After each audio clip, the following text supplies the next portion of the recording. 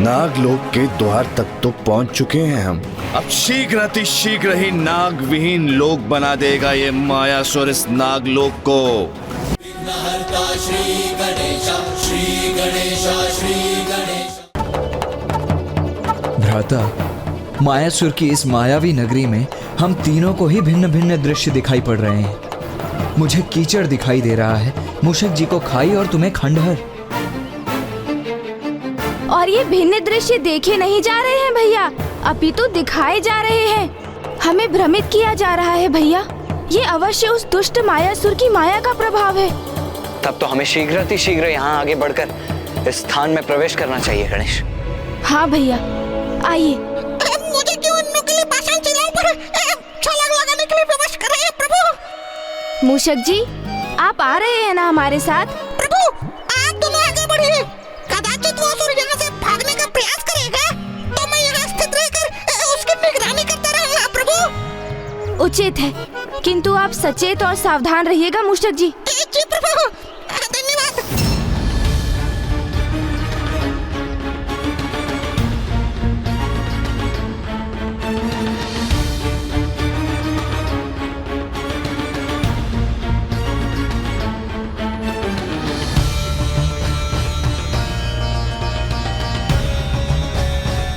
दुष्ट दुर्गमासुर, अब शीघ्र ही पहुंच रहे हैं हम वहां। अब तुम जिस भी योजना का निर्माण कर रहे थे वो मात्र एक योजना ही रह जाएगी। योजना क्या है तुम्हारे मित्र?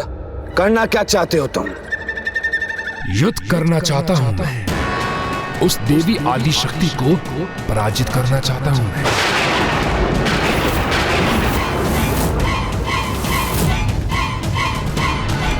देवी आदि शक्ति।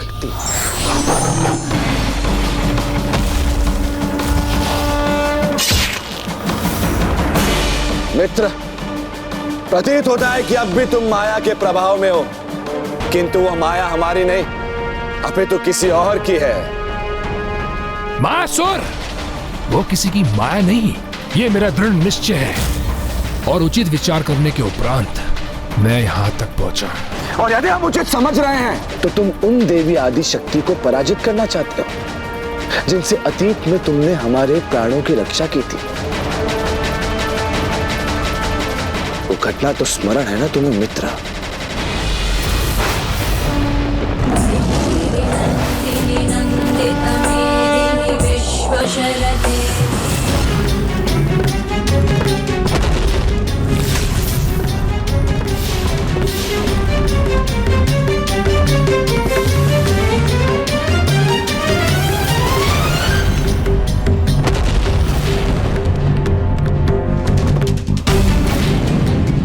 देवी की माला से गिरी ये पंखुड़ी तो प्रज्वलित होकर एक आग्नेय अस्त्र में परिवर्तित हो गई।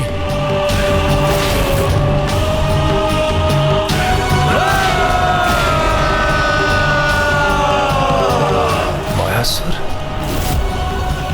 ये तो असीम माया के स्वामी मायासुर है।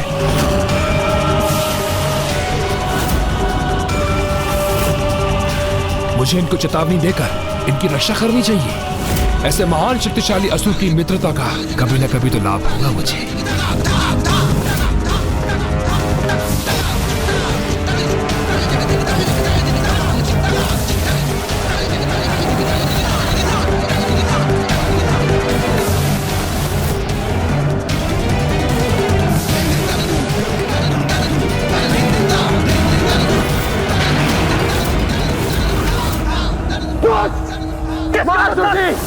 अपनी माया का प्रभाव करने से पूर्व उन पुष्प की पंखुड़ी रूपी असुर को अवश्य देख लीजिए।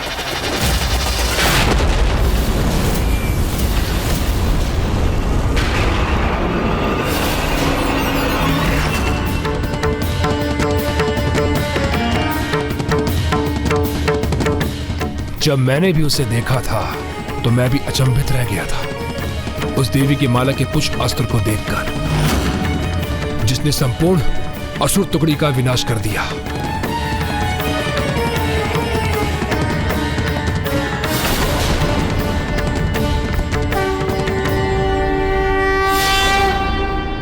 वह असुर महिषासुर का अंत करने जा रही है।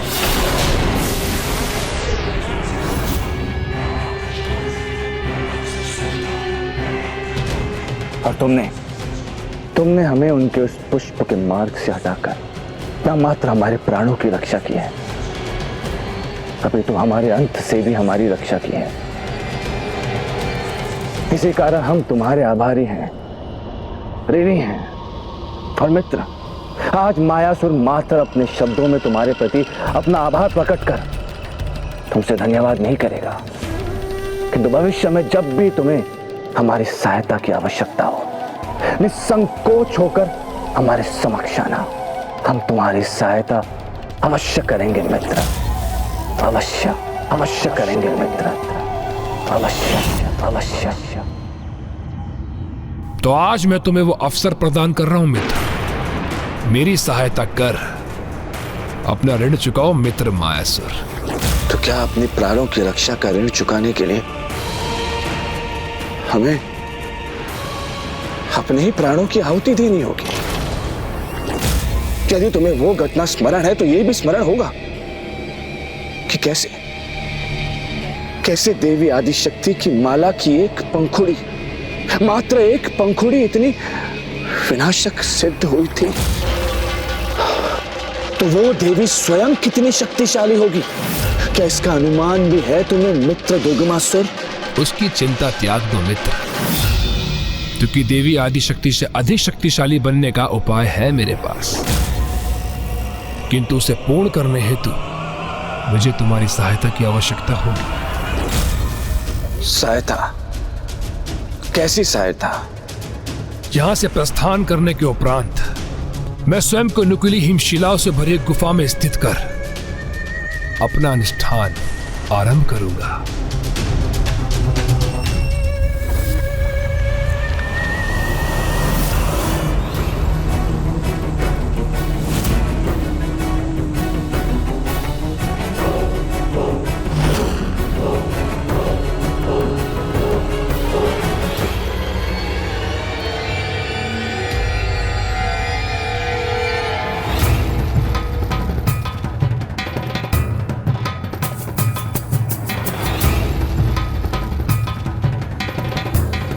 ओह, तो ये है मायासुर की माया। छलावे के मध्य छिपी ये सुंदर सी नगरी अब जाकर कहीं प्रकट हुई है। सत्य है, अद्भुत है मायासुर की माया भैया।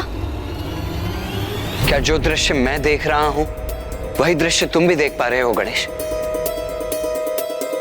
एक भव्य सुंदर स्थान, जैसे इस मायावी ने अपने ही स्वर्ग की रचना कर ली हो।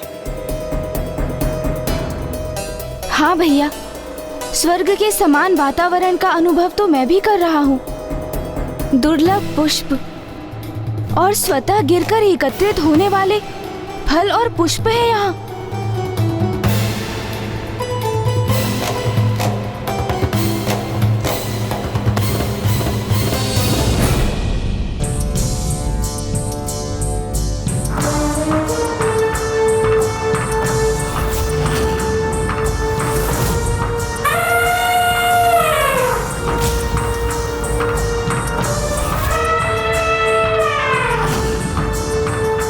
ये गज कुछ असामान्य क्यों प्रतीत हो रहा है?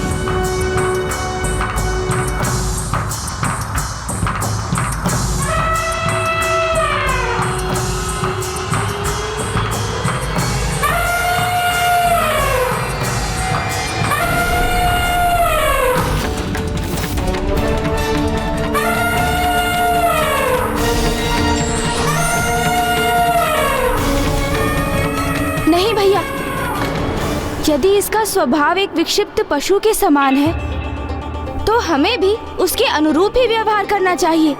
स्मरण रहे भैया, ये मायासुर की नगरी है, इसलिए आवश्यक नहीं कि जो दिख रहा है वही सत्य हो। इस समय मात्र ये आवश्यक है भैया कि हम किस प्रकार इसे भटकाकर भीतर प्रवेश करें।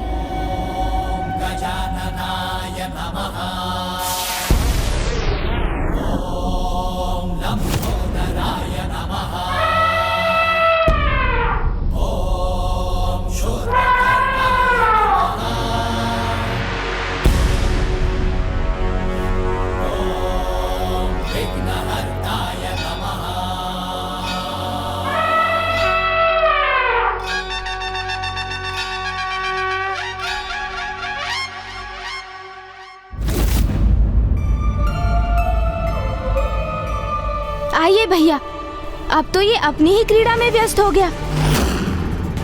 हमारे भीतर प्रवेश करने का ये उचित अवसर है।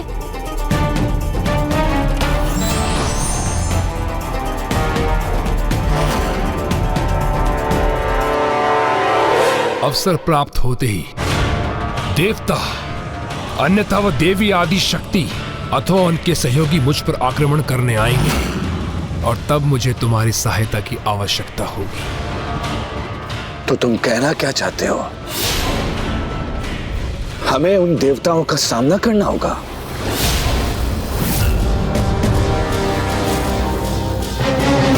नहीं मायासुर, तुम्हें नागलोक के नागों को अपनी माया से प्रभावित कर मेरे निकट उस गुफा में लाना होगा। उन्हें मिट्टी का आहार कराकर उन्हें इस प्रकार जड़वत करना होगा कि वो नाग मेरे चारों तरफ ऐसे बिछ जाए, यदि कोई भी उस गुफा में प्रवेश करना चाहे तो नागों पर बिना पैर धरे मुझ तक पहुंच ना सके।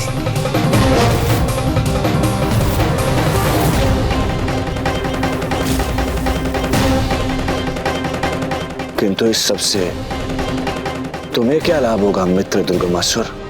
लाभ होगा, बहुत लाभ होगा,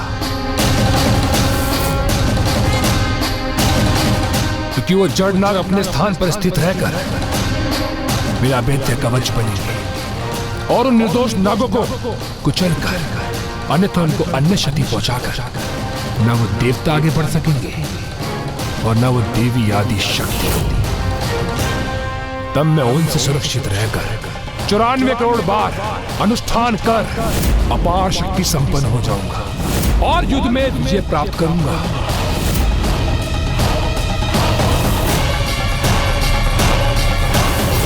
और तुम प्राप्त करोगे नागलोक का आधिपत्य।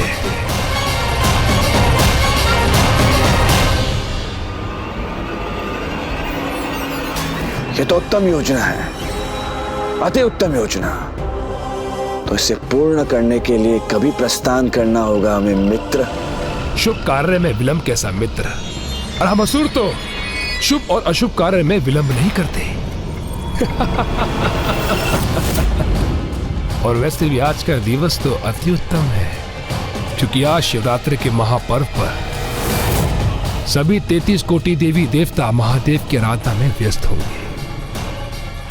नागलोक का तो किसी को ध्यान भी नहीं होगा, इसलिए यथाशीघ्र प्रस्थान कर हमें अपना प्रयोजन सिद्ध करना होगा।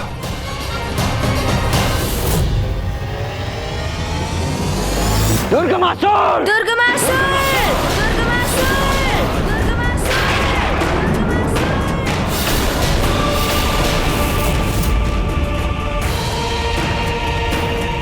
पुनः क्षणिक विलंब हो गया भैया हमें। अब कहाँ ढूंढे उन्हें? कहाँ गए होंगे वो दोनों? भैया, ये स्वर कैसा जो वहाँ उस ओर से आ रहा है? आइए, हमें शीघ्र देखना होगा।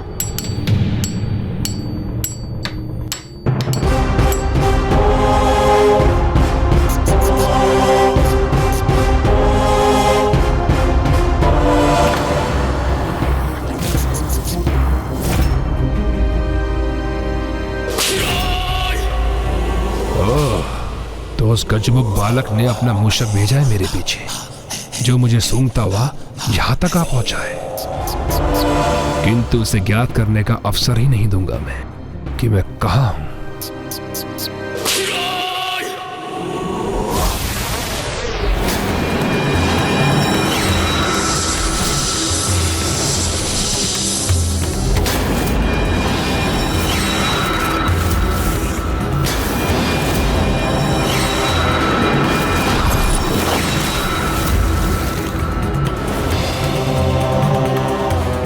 शीघ्र अति शीघ्र कि समस्त नाग हमारी माया से प्रभावित होकर हमारे इच्छा अनुसार चलेंगे और समस्त नाग लोग हमारे अधीन होगा, माया सुर के अधीन।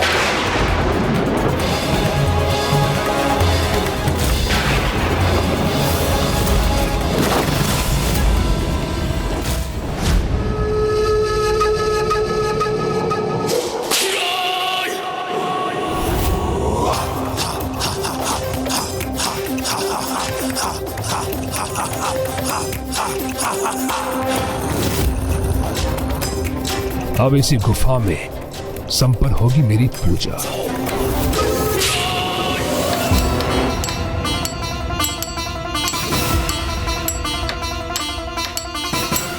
इतनी बड़ी प्रतिमा, और वो भी स्वयं की।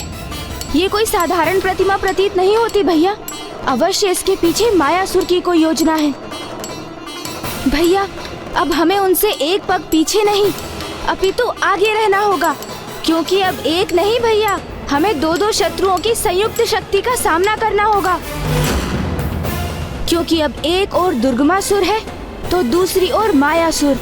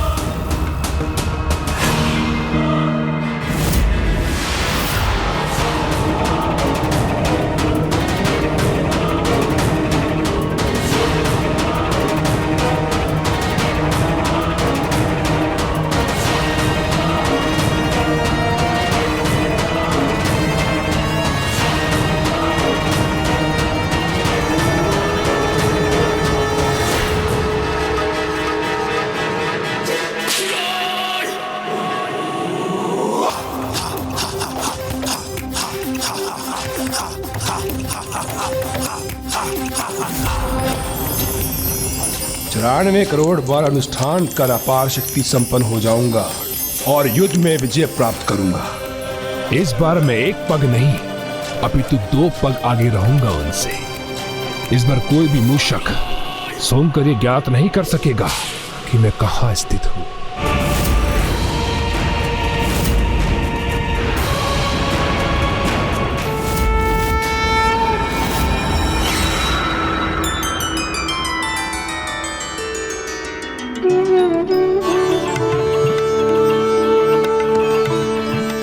शिवरात्रि के भव्य उत्सव का आयोजन है यहाँ, जिसमें समस्त कोटि देवता उपस्थित होकर महादेव की अर्चना करेंगे। नागलोक के राजा शेषनाग जी और महारानी नागलक्ष्मी जी महादेव की विशेष पूजा का आरंभ कर रहे हैं।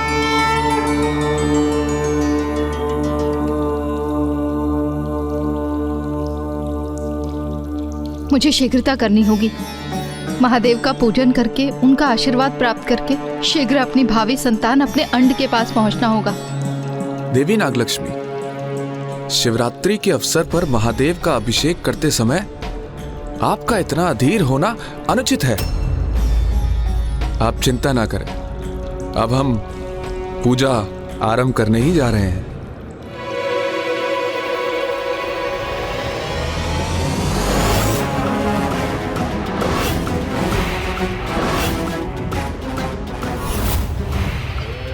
नागो, हमारे आगमन के लिए तैयार हो जाओ, क्योंकि अब शीघ्र ही मायासुर की माया आरंभ होगी नागलोक में।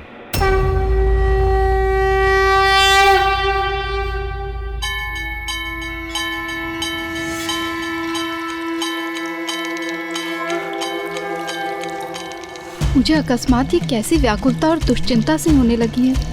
मुझे शीघ्र अपने अंड को देखना होगा।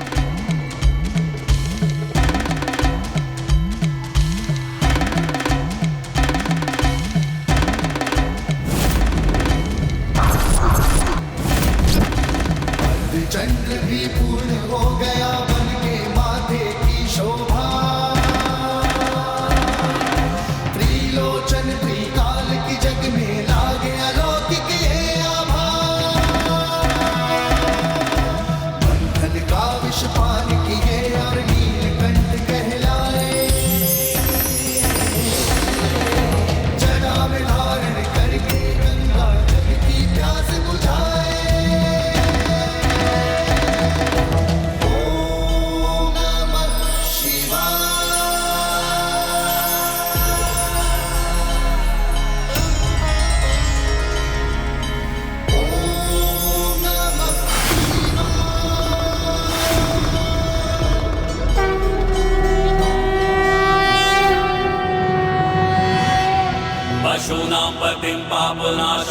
महेशं गजेन्द्रस्य कृत्तिं वसानं वरेण्यं जटाजूटमध्ये स्फुरत्ताङ्गवारिं महादेवमेकं स्मरामि स्मरामि महेशं सुरेशं सुरारातिनाशं विभुं विश्वनाथं विभूत्यङ्गभूषं विरूपाक्षमिन्द्वं महीन्द्र त्रिनेत्रं सदानन्दमीडे प्रभुं पञ्चवक्त्रम्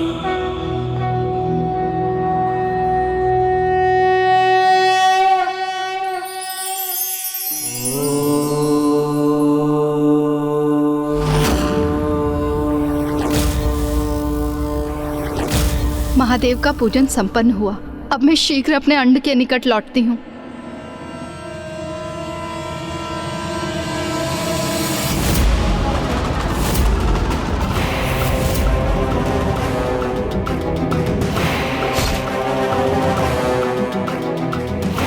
नागलोक के द्वार तक तो पहुंच चुके हैं हम। अब शीघ्र अतिशीघ्र ही नाग विहीन लोक बना देगा ये मायासुर इस नागलोक को।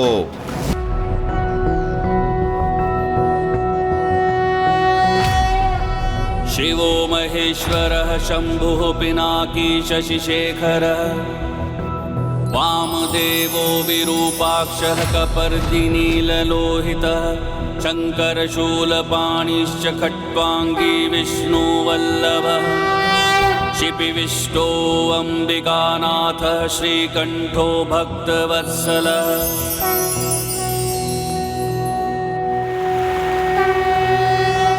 शिवो महेश्वरः शंभुः पिनाकी शशिशेखरः वामदेवो विरूपाक्षः कपर्दिनीललोहितः शङ्करशूलपाणिश्च खट्वाङ्गी विष्णुवल्लभः शिपिविष्टो अम्बिकानाथः श्रीकण्ठो भक्तवत्सलः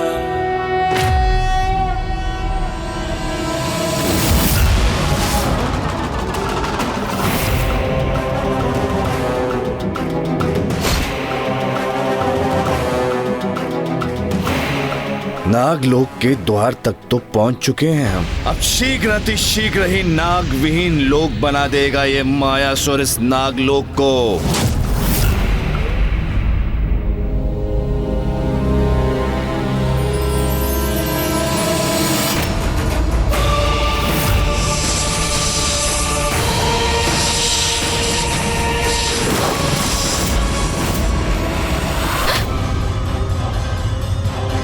ये कैसे अशुभ दृश्य दिखाई दे रहे हैं मुझे।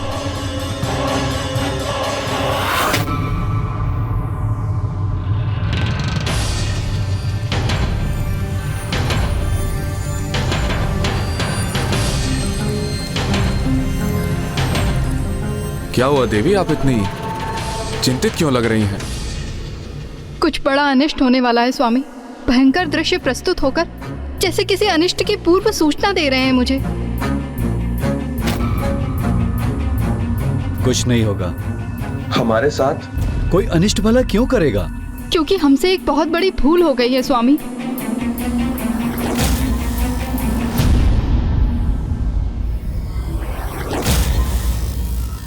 क्योंकि पूजा शीघ्र संपन्न होने की अधीरता में शिवरात्रि के पूजन से पूर्व हल्दी गणेश की पूजन नहीं की हमने।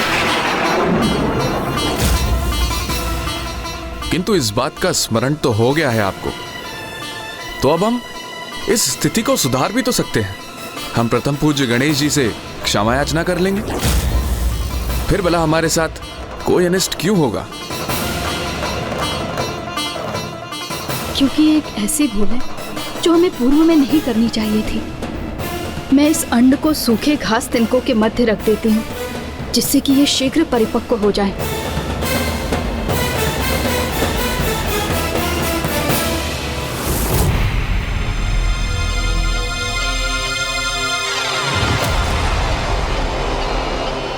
बस मात्र इस प्रवेश द्वार को पार करते ही नागलोक के भीतर पहुंच जाएंगे हम। नागलोक के नागवासियों, मायासुर आया है अपनी माया के साथ। तुम सभी को सचेत और क्रियाशील अवस्था से मूर्छित और जड़ अवस्था में ले जाने के लिए। और आज मायासुर की माया से तुम्हारी रक्षा नागलोक के राजा शेष नाग भी नहीं कर सकते।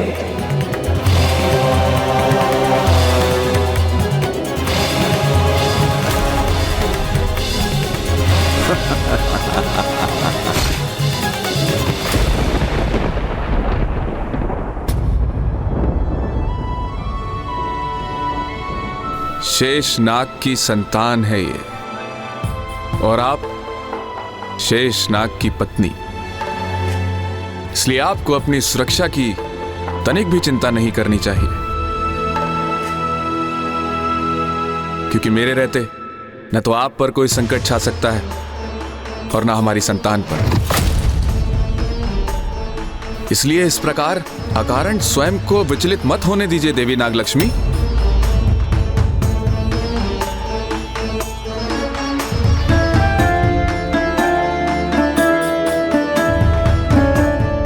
इससे अच्छा क्या हो सकता है स्वामी कि मेरी शंका भ्रांति ही प्रमाणित हो। किंतु मुझे वचन दीजिए स्वामी, यदि कोई संकट प्रस्तुत हुआ भी तो आप मुझसे पूर्व हमारी संतान की रक्षा करेंगे, भले ही स्वयं मैं आपके विरुद्ध ही क्यों ना आ जाऊं।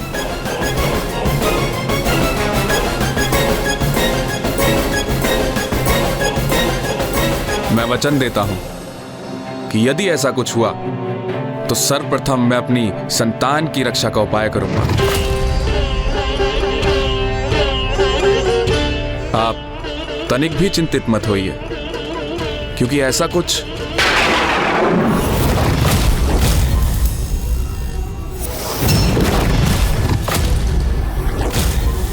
ये क्या, यहाँ किसी के अनुचित आगमन का आभास क्यों हुआ मुझे?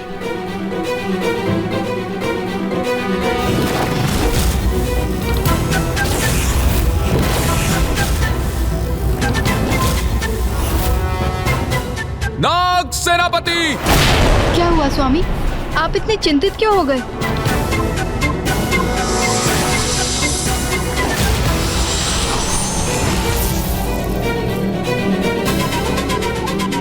प्रणाम महाराज। एक असुर अनिमंत्रित ही नागलोक में प्रवेश कर रहा है, इसलिए जाइए और उस बिन बुलाए अतिथि को रोकने का प्रयास कीजिए। जो आज्ञा महाराज।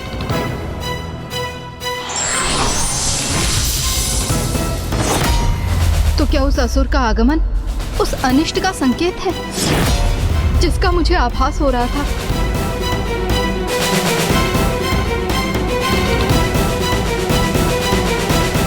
आप तनिक भी चिंता ना करें देवी, क्योंकि हमारे नाग सैनिक इन असुरों को संभालने में सक्षम हैं।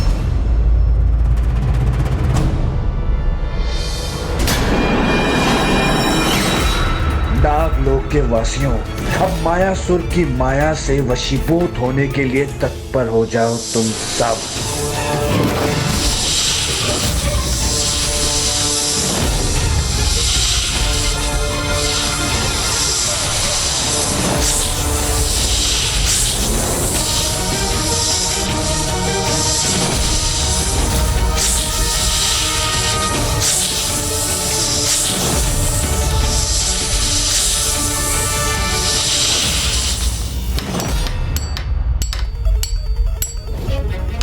मायासुर तो अपने निवास को संसार की दृष्टि से छिपाकर रखता है, तो फिर जहाँ किसी की दृष्टि पहुँच ही नहीं सकती, तो वहाँ ये मायासुर अपनी इतनी विशाल प्रतिमा का निर्माण क्यों करवा रहे हैं भला? भैया, हमें शीघ्र अतिशीघ्र दुर्गमासुर और मायासुर दोनों को ही ढूंढना होगा।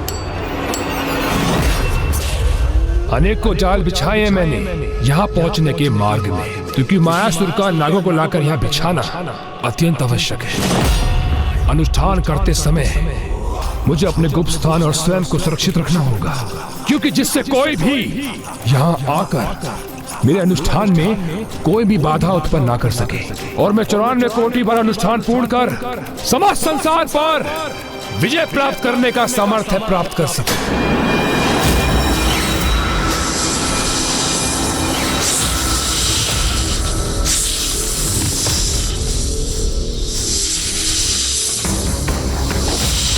अभी तुम हम पर आक्रमण करने को प्रेरित हो ना, किंतु कुछ ही समय में, मात्र कुछ ही समय में तुम हमारे प्रत्येक आदेश का पालन करोगे नागो। मायासुर तो अब पहुंचा है यहाँ, उसकी माया का प्रभाव तो अब आरंभ होगा।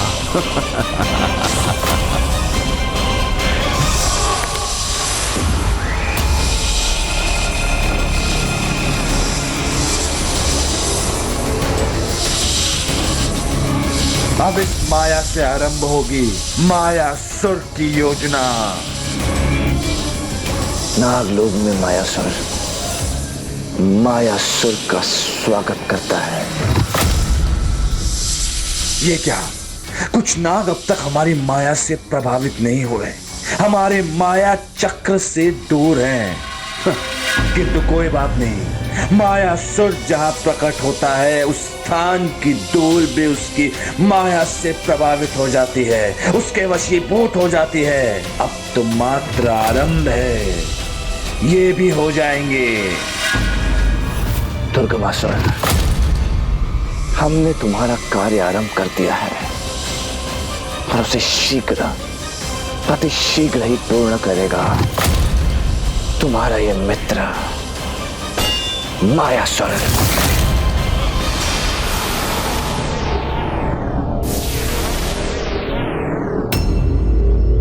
मुझे तो यहाँ दूर दूर तक दुर्गमासुर का कोई चिन्ह दिखाई नहीं दे रहा है मूषक जी। हाँ मूषक जी, वो तो यहाँ नहीं है। फिर आप यहाँ क्यों रुक गए? क्योंकि प्रभु, मैं ये नहीं समझ पा रहा हूँ कि अब मैं यहाँ से आगे किस मार्ग पर बढ़ूँ। क्यों, क्या हुआ मूषक जी? उस दुष्ट की दुर्गंध सूंघने की आपकी शक्ति क्षीण पड़ गई है क्या? हाँ मूषक जी, आप बताइए ना, आप इस प्रकार उलझन में क्यों आ गए? क्योंकि प्रभु, यहाँ दाहिने, बाएं और मैं तीनों मार्ग से दुर्गमासुर की दुर्गंध आ रही है मुझे, इसलिए मेरी तो बुद्धि भ्रमित हो गई। कुछ समझ में नहीं आ रहा किस दिशा में जाऊँ मैं।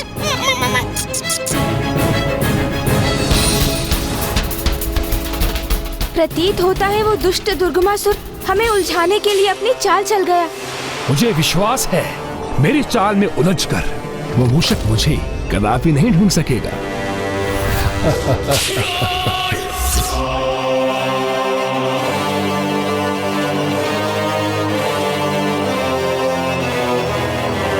अदृश्य रहने वाले असुरों, लुकाक्ष, गुप्ताक्ष, स्वयं को प्रकट करो मेरे समक्ष।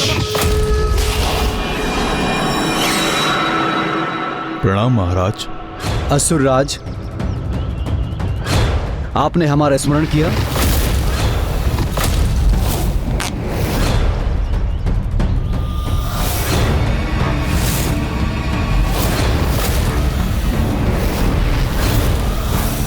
लुकाक्ष, तुम इसे धारण कर बाईं ओर के मार्ग पर निकलो, और गुप्ताक्ष तुम दाईं ओर के मार्ग पर शीघ्र निकलो। जो आज्ञा महाराज।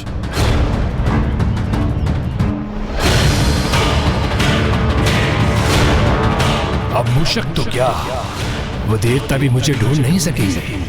तो क्या मेरी गंध एक ओर से नहीं, अभी तो तीनों ओर से प्रसारित है। अधिक समय तक हमें भ्रमित नहीं कर सकेगा वो मूर्ख। मैं अपने मयूर जी पर आरूढ़ होकर समस्त ब्रह्मांड की परिक्रमा करूंगा और उस दुष्ट को ढूंढ ही निकालूंगा। नहीं भैया, इतना समय नहीं है हमारे पास। तो अब क्या करना चाहिए गणेश? भैया, जब हमारे सभी द्वार बंद हो जाते हैं तब तो एक ही द्वार शेष रहता है ना, माँ का द्वार।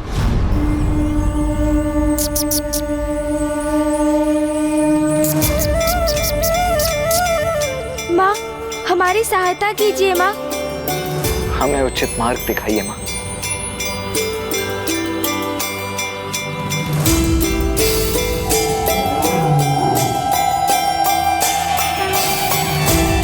पुत्रों, तुम दोनों मेरे निकट चले आओ।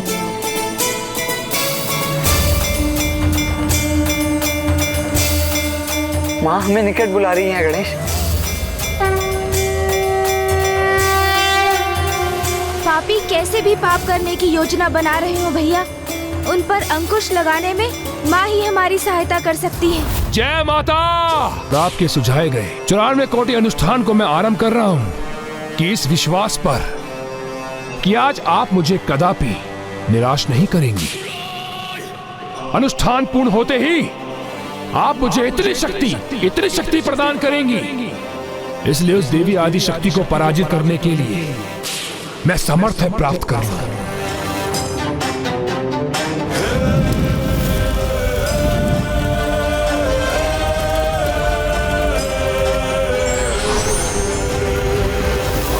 जय जय माता, जय जय तामसिक माता।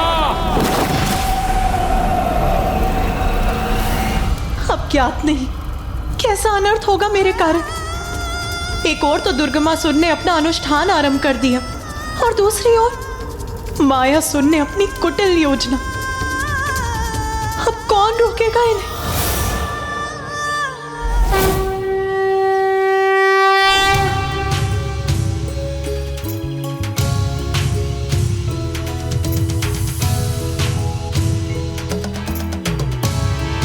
माँ, तामसिक देवी कैसी अपार पीड़ा में, उसका आभास है मुझे।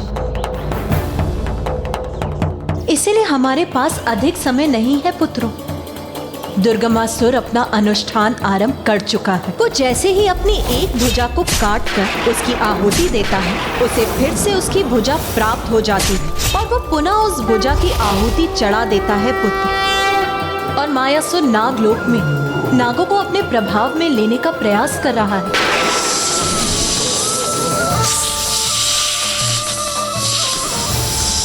वो मायावी दुष्ट असुर नागों को अपना कवच बनाकर दुर्गमासुर की सुरक्षा के लिए प्रयोग करना चाहते हैं। किंतु माँ, नागों पर तो मामा जी नारायण और महादेव की कृपा है, तो उसको भ्रमित करना तो अत्यंत कठिन है ना।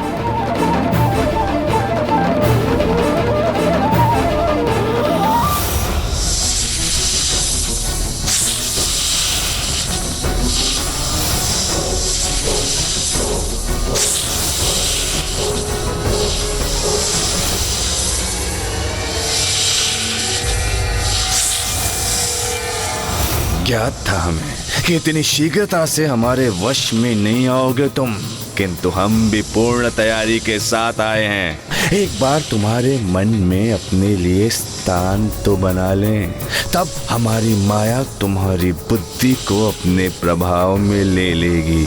नागो, दशम।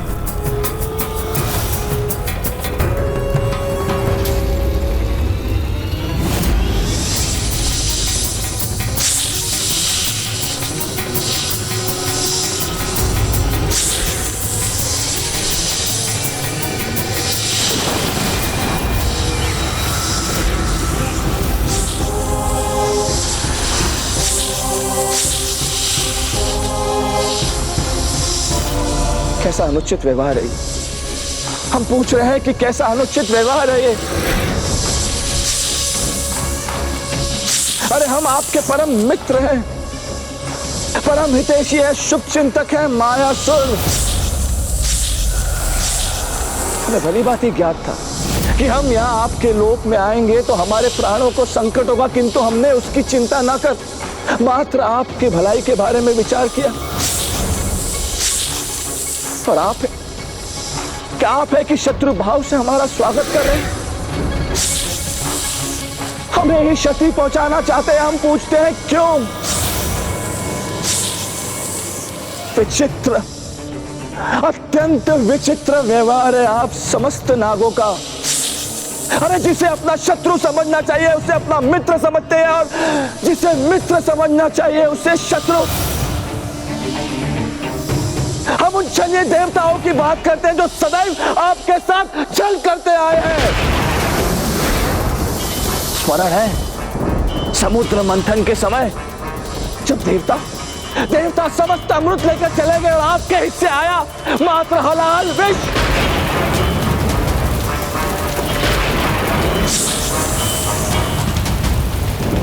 हम पूछते हैं क्यों किया देवताओं ने आपके साथ ऐसा अन्याय?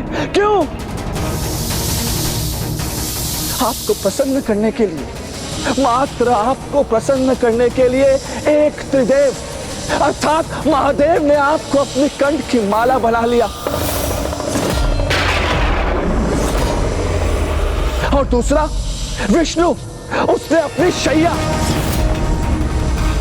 आप समस्त भोले भाले नाग भ्रमित हो गए। आपको लगा कि देवता आपका आदर सत्कार कर रहे हैं, किंतु ये आपका भ्रम था, मात्र आपका भ्रम। वाह रे देवता, अन्याय भी किया और इन नागों को उनका आवाज भी होने नहीं दिया।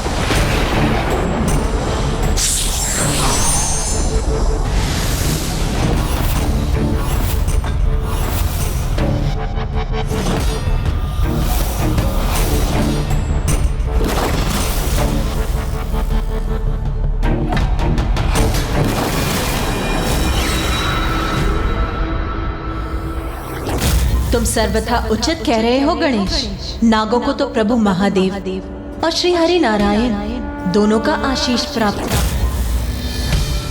किंतु उनके मन में एक ऐसा घाव भी जिसको समय भी नहीं भर सकता, और जिसका लाभ उठाने का प्रयास वो मायासुर अवश्य करेगा, क्योंकि अतीत के घावों को हरा कर किसी को अपने वश में करना ही तो असुरी प्रवृत्ति। आप किस घाव का उल्लेख कर रही हैं माँ? वही घटना जिसके कारण नागों की जिह्वा 2 भागों में विभक्त हो गई। स्मरण है आप सभी को कि किस छलावे के कारण आपकी जिह्वा इस प्रकार 2 भाग में विभक्त हुई थी। या उस घटना को भी भूल चुके हैं आप सभी? या उस घटना को भी भूल चुके हैं आप सभी? हम बताते हैं आप सब निर्दोष नागों के साथ क्या हुआ था, और हम निश्चित रूप से कह सकते हैं उस सत्य के बारे में ज्ञात होते ही आपको उस महाछल के बारे में ज्ञात हो जाएगा जो देवताओं ने आप सबके साथ किए थे। अब समय आ गया है उसका प्रति उत्तर देने का, वो अधिकार मिलने का जो हम आप सबको दिलवाएंगे। कुटिल व्यक्ति और शत्रु, इन दोनों में हमें कुटिल व्यक्ति से बचना चाहिए, क्योंकि शत्रु तो युद्ध में लड़ता है, जबकि कुटिल व्यक्ति अपने स्वार्थ के लिए केवल दूसरों को लड़वाता है। विघ्नहर्ता श्री गणेश के अद्भुत शक्तियों से भरे वीडियोस देखने के लिए चैनल को सब्सक्राइब करना न भूलें और साथ ही बेल आइकॉन भी दबाएं।